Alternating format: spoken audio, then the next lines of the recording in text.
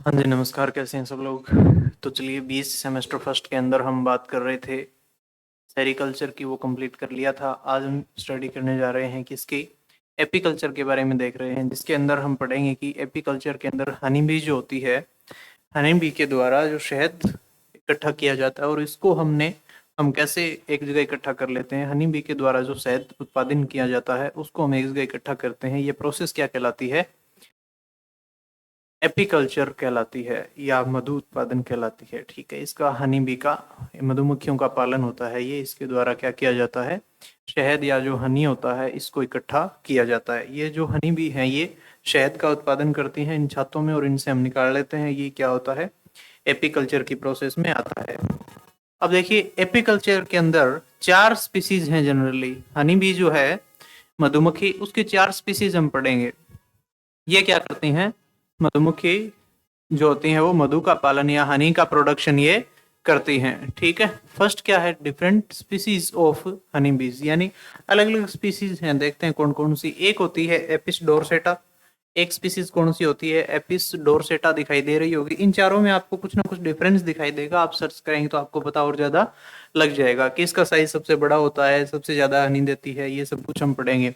दूसरी होती है एपिस मेलिफेरा। ये भी हनी प्रोड्यूस करती है। ये जो होती है थोड़ी भयानक स्वभाव की होती है। जो बड़ी वाली मधुमक्खी देखते हैं आप, वो है एपिस डोरसेटा। फिर एक पढ़ेंगे एपिस सेरेना इंडिका, जो इंडियन स्पीसीज है। फिर एक पढ़ेंगे एपिस फ्लोरिया। और फिर पढ़ेंगे कि उसके उत्पादन की विधियां कैसी हैं। एक तो जो पुराने जमाने की विधियां आ रही हैं कि धुआं डालो इसके छाते में और क्या हो जाएगी, मधुमक्खियां उड़ जाएंगी और शहद प्राप्त कर लो। तो इससे जो शहद होता था वो क्या होता है? थोड़ा सा साफ नहीं होता है, प्योर नहीं होता है, क्योंकि धुआं वगैरह केमिकल्स उसमें चले जाते हैं। फिर आएगी मॉडर्न विधि, तो वो भी हम देखेंगे। चलिए स्टार्ट करते हैं सबसे पहले हनी बी के बारे में। देखिए, मनुष्य एवं जंतुओं के लिए मधुमक्खियां क्या करती हैं? ये मधुमक्खियों द्वारा तैयार किया गया शहद, हनी, शहद या हनी एक प्रकार का भोजन होता है। मधुमक्खियों का जो शहद होता है वो इनका क्या होता है? भोजन होता है एक तरीके का, और बाकियों के लिए यूज किया जाता है। मधुमक्खियों के लार का एंजाइम पुष्पों के मकरंद की जटिल शर्करा को मधु की सरल शर्करा में बदल देता है। यानी होता क्या है, कुल मिला के फ्लावर्स जो होते हैं, क्या होते हैं? फ्लावर, इनमें कॉम्प्लेक्स सुगर होती है, जटिल शर्करा होती क्या है? कॉम्प्लेक्स सुगर होती है। ठीक है जी, जटिल शर्करा होती है। इसको ये क्या कर लेती हैं? सिंपल सुगर में कन्वर्ट कर देती हैं। सिंपल सुगर में कन्वर्ट कर देती हैं। जैसे सेल्यूलोज या सुक्रोज वगैरह होती है, ये क्या करती हैं? सिंपल सुगर जो होती है ये मधु या हनी होता है। हनी होता है, इसके अंदर कौन सी फॉर्म में आ जाता है? फ्रक्टोज के फॉर्म में रहता है। किसके फॉर्म में? फ्रक्टोज के फॉर्म में हनी रहता है। जैसे आपने पढ़ा होगा C6H12O6 वाला ग्लूकोज, फ्रक्टोज, इन सब का क्या है? मेनोज वगैरह का फॉर्मूला सेम है। तो इनके अंदर क्या रखा गया है? इसको रखा गया है। तो फूलों की जो कॉम्प्लेक्स या जटिल शर्करा होती है उनको सिंपल सुगर में कन्वर्ट कर दिया जाता है। किसके द्वारा? हनी बी के द्वारा इसको कन्वर्ट किया जाता है। अब देखिए नेक्स्ट क्या बात आती है। मधुमक्खियों द्वारा तैयार किया गया मोम या बी वैक्स कहते हैं इसको, चिकित्सा कार्यों के लिए यूज होता है, मेडिकल साइंस में यूज होता है। मधुमक्खियों द्वारा पौधों में परागण भी होता है। यानी मधुमक्खियों द्वारा क्या होगा? ये एक पुष्प, सपोज कोई, ये एक फ्लोवर है और ये दूसरा फ्लोवर है प्लांट का। इन फ्लोवर में क्या होता है? परागण होता है। परागण समझते हैं आप? पोलिनेशन, परागण कहते हैं जिनको, पोलिनेशन। इनके पोलन ग्रेन इन पर लेके आती है, तो ये मीडियम का भी काम करती है। अब देखिए नेक्स्ट क्या है। अतः ये कृषि के लिए इंपॉर्टेंट है। इसके अलावा ये सामाजिक जीवन भी शो करती है, क्योंकि इनके अंदर क्वीन बी वगैरह सब कुछ अलग अलग पाई जाती हैं। क्वीन बी होती है, ड्रोन होते हैं, वर्कर होते हैं। तो सामाजिक व्यवस्था या सोशल ऑर्गेनाइजेशन इनमें पाया जाता है। अब बात आती है कि बी कल्चर या मधुमक्खी पालन या एपीकल्चर क्या है। तो मधुमक्खियों को पालना एपीकल्चर है। एक्चुअल में व्यापारिक दृष्टि से आधुनिक वैज्ञानिक विधि द्वारा मधुमक्खियों का कृत्रिम पालन से उनके द्वारा निर्मित शहद तथा मोम, यानी मक्खियां दो चीजें देती हैं, एक तो मोम देती है और एक शहद देती है। बी वैक्स एंड हनी दो चीजें प्रोड्यूस करती हैं। प्राप्त करना मधुमक्खी पालन या बी कीपिंग या एपीकल्चर कहलाता है। मधुमक्खियों की प्रजातियां अब अलग अलग हैं। स्पीसीज कौन कौन सी हैं? देखिए, भारतवर्ष में मधुमक्खियों की 4 प्रजातियां पाई जाती हैं। ये देखिए हमने पढ़ा है। फर्स्ट है एपिस डोरसेटा, सबसे बड़ी होती है, 20 mm लंबी होती है ये। सबसे बड़ी होने के कारण वृहद मधुमक्खी जेंट हनीबी भी कहलाती है। ये अन्य जातियों की अपेक्षा सबसे अधिक शहद बनाती है। इनके एक छत्ते से 15 से 40 किलोग्राम शहद निकल जाता है। तो ये वाली है, देखिए ये क्या होती है, 20 mm बड़ी होती है, ठीक है। 15 से 30 या 40 किलोग्राम शहद इनसे मिल जाता है। फिर देखिए नेक्स्ट क्या कह रहे हैं कि ये ऊंची इमारतों तथा पहाड़ी क्षेत्रों आदि चट्टानों में इसका छत्ता बनाती हैं। फिर है एपिस इंडिका। एपिस इंडिका क्या है, ये संपूर्ण भारत में पाई जाती है। ये भारतीय मोना भी कहलाती है। इसको क्या कहते हैं, भारतीय या इंडियन मोना कहते हैं। ये सारंग मधुमक्खी की अपेक्षा थोड़ी छोटी होती है, उसको सारंग कहते हैं, ठीक है ना, इसको सारंग कहते हैं। ये जो है इसको सारंग नाम भी दिया जाता है। सबसे बड़ी है ये, लार्जेस्ट है जी, क्लियर है। फिर अगला क्या है, नेक्स्ट देखिए, यह सारंग मधुमक्खी की अपेक्षा छोटी होती है, 15 mm लंबी होती है। तो देख लो ये कितनी लंबी होती है, 15 mm की होती है। कितनी, 15 mm की पाई जाती है, 15 mm लंबी होती है। फिर उसके बाद यह लगभग 1 फीट परिमाप के समांतर कई छत्ते इसके बनते हैं। इसके छत्ते के प्रत्येक समूह से 3 से 4 किलो शहद प्राप्त होता है। इसका छत्ता जो होता है वो 1 फीट लंबा होता है, 1 फीट लंबा या बड़ा होता है, और कितना, 3 से 4 किलोग्राम शहद मिलता है इससे, क्लियर है। तो ये खास बात है इसकी, दूसरी की।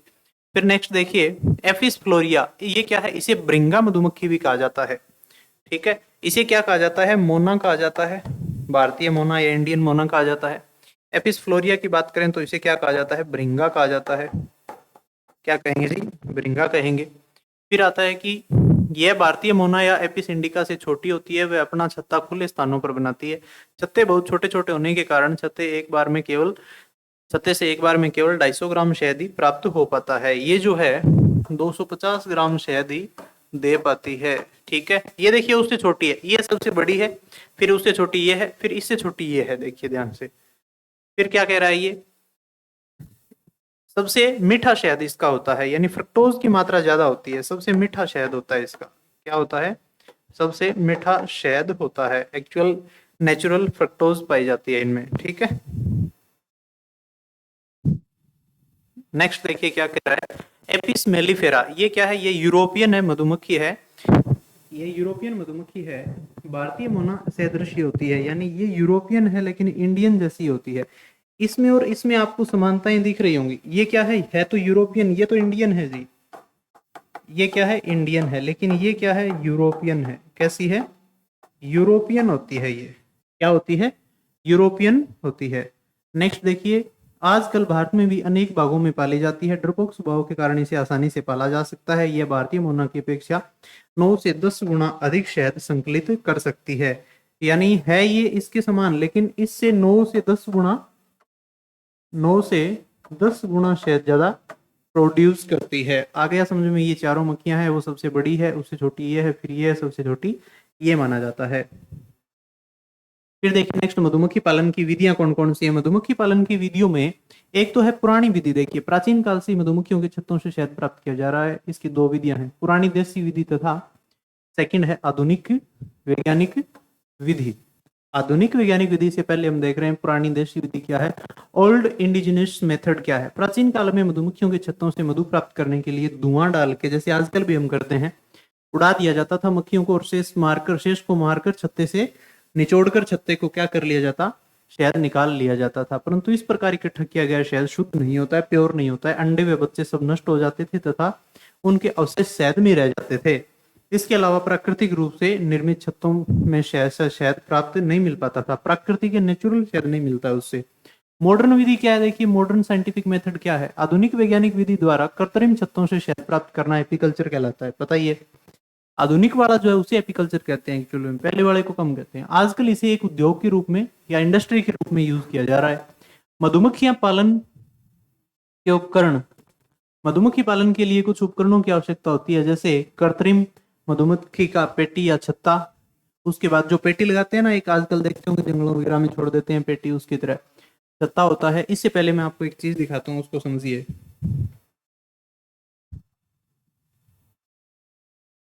ये देखिए आप, No particular settling of the honey is necessary. ये We देखिए, have a short here with a detailed explanation of the workings छत्ते हैं of वो। boxing with flow frames, for which I will link in the description. इस प्रकार ये क्या होता है, डब्बा होता है पूरा, इसके अंदर किया जाता है सब कुछ। यहाँ से मक्खियाँ आती हैं और इसको कलेक्ट कर देती हैं। यानी जंगलों से, फिर इस प्रकार इन छत्तों पर आकर बैठती हैं वापस, और इसको शहद में इस पेटी को डाल दिया जाता है, फिर इस पेटी में शहद आ जाता है, फिर इसको निकाल के इस ड्रम में लेके आया जाता है। ये चाकू छुरी वगैरह काम आते हैं, इसको छान कर यहाँ से यूज कर लिया जाता है। ये देखिए वापस शहद निकाल रहा है, उस पेटी के अंदर तो शहद है अब इसमें, उस जाली में, ये चाकू से अलग कर रहा है इनको, ठीक है। ऐसे शहद को या इस छत्ते को अलग कर लिया जाता है वहां से, उस पेटी से।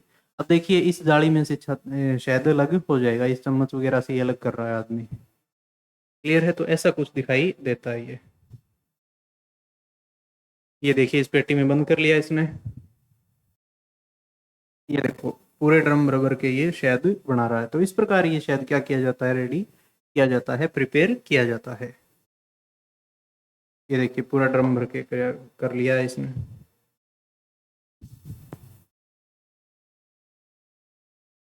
ये देखिए पूरा पैक हो चुका है। फिर दोबारा इसको खाली किया, ये आदमी जा रहा है वापस करेगा, इसको वापस जंगल में रख दिया, ये काम दोबारा से स्टार्ट हो जाएगा। ये देखिए ये काम वापस वही चल रहा है, यानी दोबारा फिर वही प्रोसेस आ जाएगी। तो देखिए क्या है, दोबारा पढ़ लेते हैं हम लोग। मधुमक्खी पालन के उपकरण आते हैं, जो एक होता है छत्ता या पेटी होती है, जो पोला आधार या कॉम फाउंडेशन होता है पूरा। फिर मधुमक्खी को शहद को निकालने के लिए मधु निष्कासन या हनी को बाहर निकालने के लिए होता है। टोपी खोलने का एक चाकू होता है, जो अभी हमने देखा। अन्य उपकरण जैसे धूम्र उपकरण होता है, कई बार थोड़ा धुआं भी देना पड़ता है ताकि मधुमक्खियां उड़ जाएं। जाली, दस्ताने आदि आदि ये तो चीजें होंगी, वरना ये खा जाएंगी। कृत्रिम मधुमक्खी पेटी या छत्ती, आर्टिफिशियल बीहिव कहते हैं इसको, बी हाइव कहते हैं। हाइव का मतलब होता है छाता, बी यानी हनी बी, आर्टिफिशियल यानी खुद ने बनाया हमने। इसका आविष्कार 1851 में अमेरिका वासी लैंगस्ट्रोब ने किया था। आजकल मधुमक्खियों को पालने के लिए लकड़ी से बनी संदूक के समान कई प्रकार की पेटिकाओं या छत्ते प्रयुक्त होते हैं। पेटिका का परिमाप विभिन्न भागों में अलग अलग होता है, आवश्यकता अनुसार की पेटी बड़ी भी हो सकती है, छोटी भी हो सकती है। फिर उसमें मधुमक्खी पेटी में संदूक को जाली द्वारा दो भागों में बांट दिया जाता है। नीचे का बड़ा भाग शिशु कोष्ठक, यानी नीचे वाला भाग वहां पे शिशु रहेंगे या ब्रूड चैम्बर होगा। ऊपर का छोटा भाग सुपर चैम्बर कहलाता है। इन दोनों कोष्ठों को अलग अलग करने वाली जाली को रानी या क्वीन एक्सक्लूडर कहते हैं। इसके छिद्र इतने बड़े होते हैं जिनमें से केवल श्रमिक बाहर जा सकते हैं, रानी नहीं जा सकती है, ठीक है। उसके बाद आ रहा है कि कॉम फाउंडेशन क्या है, कॉम या छाता बनाने की प्रोसेस क्या है। शिशु खंड में 10 या 15 सेमी की दूरी पर समानांतर लकड़ी के तख्ते लटकाकर, यानी ऐसे लटका रहा था वो लकड़ी के तख्ते, इस प्रकार कर रहा था, समानांतर लकड़ी के तख्ते लटकाकर इन तख्तों के ऊपरी भाग क्वीन एक्सक्लूडर जाली से सटा रहता है, परंतु निचला सिरा, ऊपरा वाला तो किससे, क्वीन बी से सटा रहता है, लेकिन नीचे वाला किससे, केवल अटका हुआ रहता है, नीचे लटका रहता है। दो तख्तों के बीच पतले तारों से सीधी मोम से बनी एक चादर या शीट या वैक्स शीट खड़ी अवस्था में लटकाते हैं, जिस पर दोनों तरफ से षटभुजाकार कोष्ठक होते हैं। यहाँ पे षटभुजाकार कोष्ठक इनमें पाए जाते हैं, ऊपर से लटकाते हैं। तो फिर देखिए क्या आता है, मधु निष्कासन या शहद निकालेंगे कैसे, वो जो निकाल रहा था। कृत्रिम छत्ते का शहद एक मधु निष्कासन उपकरण द्वारा निकाला जाता है। ये टीन का एक बड़ा ड्रम होता है, बड़ा ड्रम होता है, देखा था अभी हमने। इसमें कुछ जालीदार थैलियां घूमने वाले डंडों पर लगी रहती हैं। ड्रम के नीचे वाले भाग में एक टूंटी लगी रहती है, नीचे टूंटी होगी। अब केंद्रण बल से या सेंट्रीफ्यूगल फोर्स से ऐसे शहद घूमेगा और नीचे आता रहेगा। ढांचों से कोम अलग कर लिया जाता है, फिर इस थैलियों में रखकर तेजी से घुमाया जाता है। शहद ड्रम की दीवार से टकराकर नीचे की तरफ आता है और टूंटी के द्वारा बाहर निकाल लिया जाता है। यही बात है। टोपी खोलने का चाकू जो नाइफ यूज कर रहे थे, छत्ते के मधु भाग में एक एकत्रित शहद के कोष्ठक मोम की टोपी से ढके होते हैं, बिल्कुल। इस कारण छत्ते को मधु निष्कासन उपकरण में रखने से पूर्व चाकू को गर्म करके टोपी को छूने से वह पिघल कर खुल जाती है। तो ये सब हमने पढ़ा कि मधु क्या है, इसकी हनीबी की प्रोसेस क्या होती है। तो ये देखिए षटकोणाकार होते हैं, षटभुजाकार, ये सारे के सारे क्या होते हैं, कोष्ठक होते हैं। इनसे ये बनाते हैं, क्योंकि ये नेचुरली ऐसे ही बनाते हैं, तो हमने भी कृत्रिम बनाएंगे तो ऐसे ही बना के इनसे शहद प्रोड्यूस किया जाएगा। तो आज हमने देखा कि हनी बी का उत्पादन या प्रोडक्शन कैसे, उससे हनी प्रोड्यूस किया जाता है, और एपीकल्चर क्या होता है, उसको हमने पालना पोसना कैसे होता है, ये सब कुछ हमने देख लिया है। नेक्स्ट हम बात करेंगे एक आधा जो बाकी का टॉपिक बचा है, हार्मफुल इंसेक्ट और बचे हैं जो, उनके बारे में, फिर आपका ये सिलेबस कंप्लीट हो जाएगा। Thank you so much.